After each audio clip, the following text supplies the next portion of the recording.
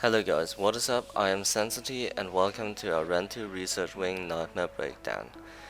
I believe this to be the easiest nightmare stage in the game, and I actually don't think we have ever failed to complete it yet. So maybe you can use this video in order to get a feeling for nightmare yourself and start farming the stage. I believe this to be the easiest stage in the game because in the stage itself there's actually no monster that can just one-shot you if you don't pay attention for a second or anything. The stage itself is very forgiving, and even if you do mistakes, you mostly come out of them alive. Notice how in the beginning of the video there was actually a queue and a queue pop. That is because we all made our own lobby using dispatch tickets and then just queue-sniped one another just to save the soul as entry fee. Using dispatch tickets to queue-snipe one another is actually a very efficient way to farm soul. I will do a video about it and explain the math in detail. Here in the beginning, Seated and me actually take a fair amount of damage, but that is because Seated was busy fixing his settings and I was trying to protect him, and we both took a fair amount of damage because of that. Those venomous hosts, or rather the poisonous trail that they leave behind, is actually probably the most dangerous thing in the stage before the boss itself. It is possible to jump over the trail, it's actually very easy, but you see us failing it a lot in this video because we kinda just suck at jumping, I don't know.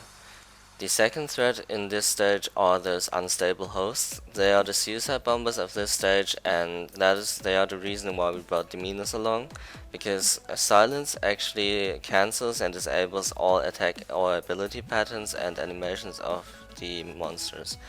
And so the suicide bombers cannot bomb themselves and we can just kill them while they're silenced.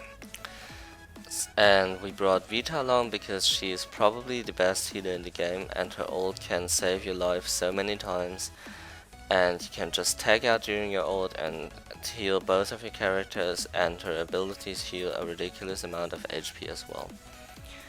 The reason why we brought Erna along is actually because we didn't really have another champion, or Seated didn't have another champion, and so we just decided to bring Erna because Erna is actually quite okay in this dungeon. In a optimal world, you could bring another Helix damage dealer, you could bring Lua even though she's kinetic, but she would do fine. Honestly, Erna is fine as well, but yeah, Erna is not optimal. Maybe you would opt in to run a triple healer comp. In that case, you would maybe swap out Erna for Maya, and then let someone have Maya in addition to one of the damage dealers, either Vonok or Lilu. Now here in the door that we just walked through, you want to stutter step into it first and bait out all the suicide bombers that are waiting behind of it, just like we did, because there are actually quite a lot of them and you don't really see them due to the field of view in this game. So here you just bait them out and then you just have Demeanors silence them all, and then you just kill them straight up and you shouldn't have any problems here. With Demeanors, you don't run the energy ball that we run in this video. We just forgot to change it. You actually run the tether that connects Demeanors to another master. It gives both of you movement speed, HP regen, and mana regen, and it goes with its mana bar relatively full at all times, and it's just so much more useful than the ball. Regarding nodes, due to the game being relatively new, the exact formulas and effectiveness of each certain node is not quite clear yet. I did some rough math and the damage nodes all seem to be roughly the same, but I'm gonna be doing extensive research on that in the next following days, and I'm going to post a video about them soon. We recommend running at least one takeout healing though, because they make your life very easy.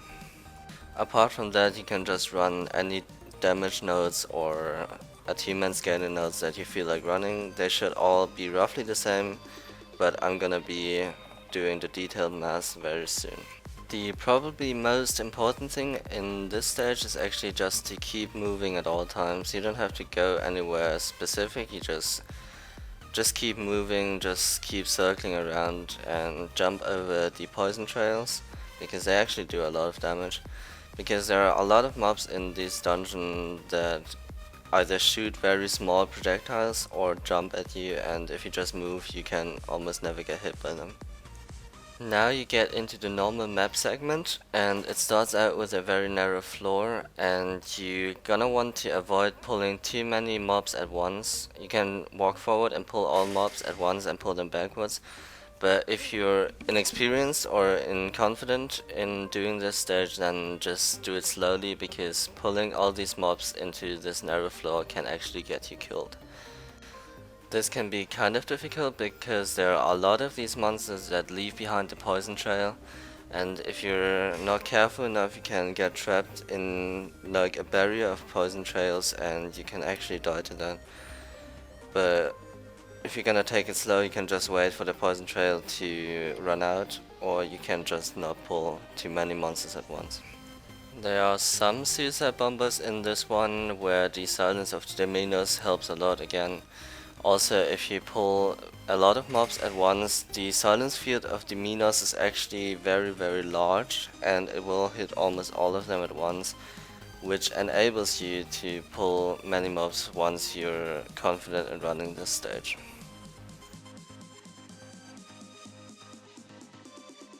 Seated actually got a legendary plus note from that chest. Starting from now, there will be 3 bigger rooms in this stage. The first one is really easy. As you can see, we're just kinda sweeping through them, killing the mobs as they spawn. There's really not much to say about this one.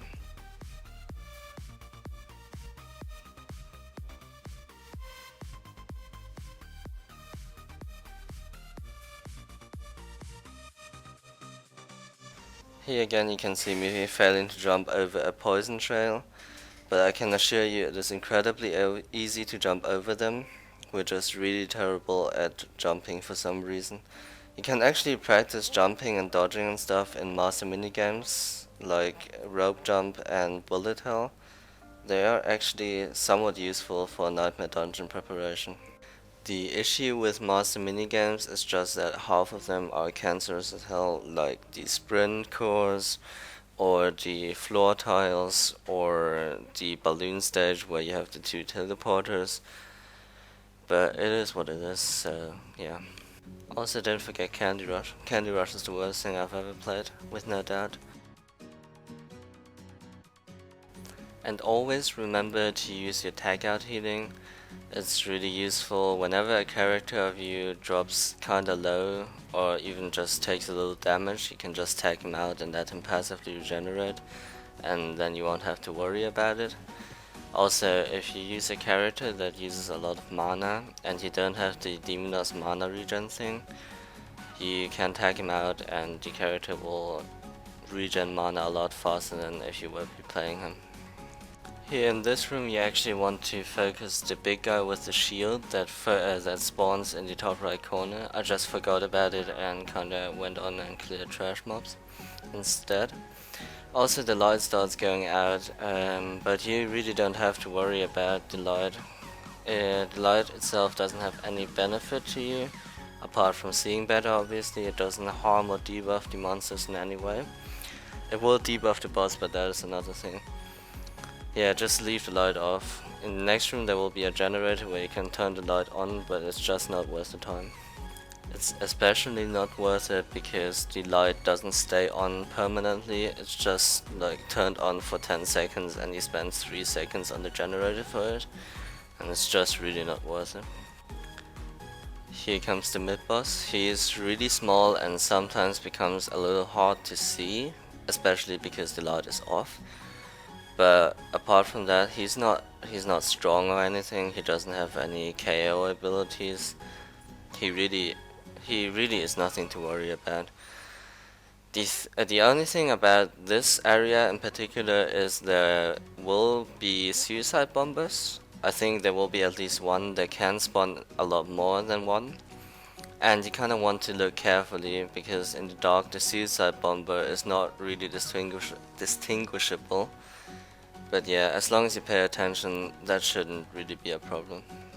We actually make this stage look a lot harder than it is. We take a lot of hits during the entire stage that we should not have taken.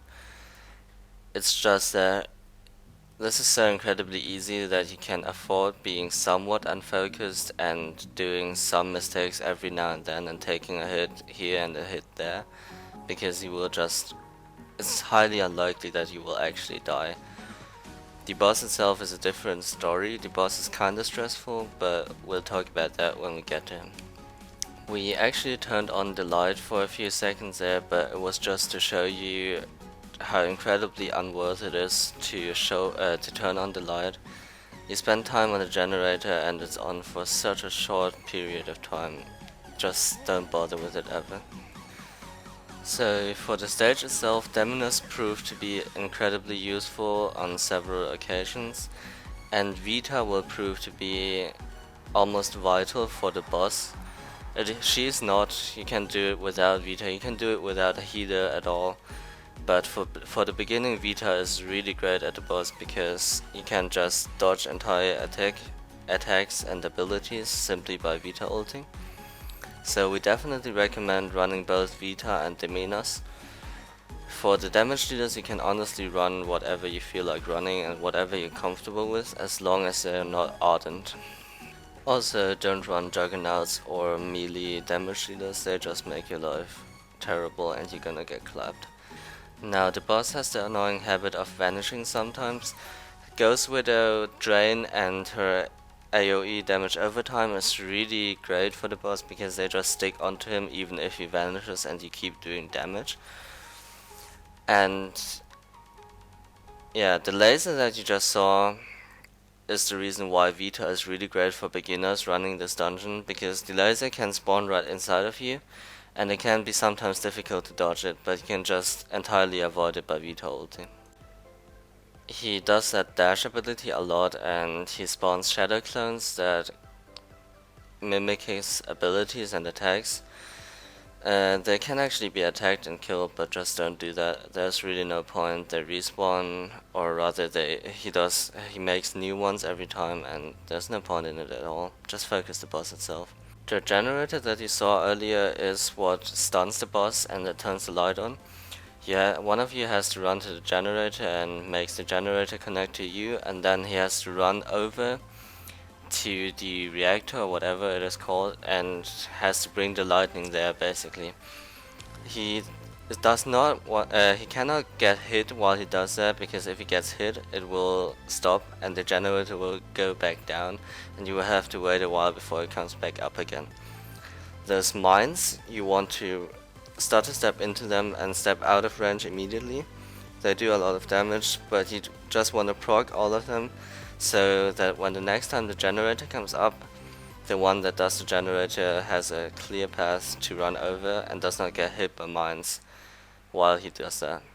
Also, while the generator is up, the other two guys want to pull the boss down so he doesn't disrupt the one with the generator with the dash.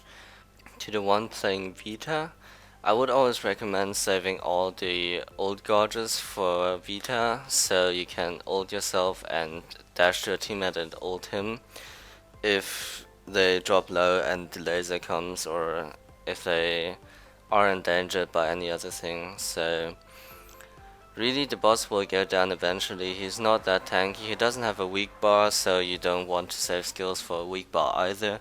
So you just use that skill to save your and your teammates' life. Now, during this series of attacks, the boss can actually still be hit, but your main focus will be to just run around and survive. Seated actually dies during this phase, which is kind of unfortunate, but it just happens. But the boss will only do this when he is very low life, and even if one of you guys die, you can still finish the boss without any problems. And as we had 100 time score and 99 attack score, this will still be an S, so yeah. So honestly, this boss is kind of stressful because you have to pay attention and move around all the time. You will have 3 basic move patterns, which will be a circular move just around the platform for the time when he does his little dashes, and you will never get hit by them. For the mines, you will stutter step into certain areas and just proc the mines. And for the last phase of attacks, you're just gonna want to stand between the two crosses of the big white dashes and you're gonna be good to go. So anyway, this is it for today. If you have any questions or feedback, please leave them in the comments below, and please like and subscribe. It would help us a lot as a starting channel.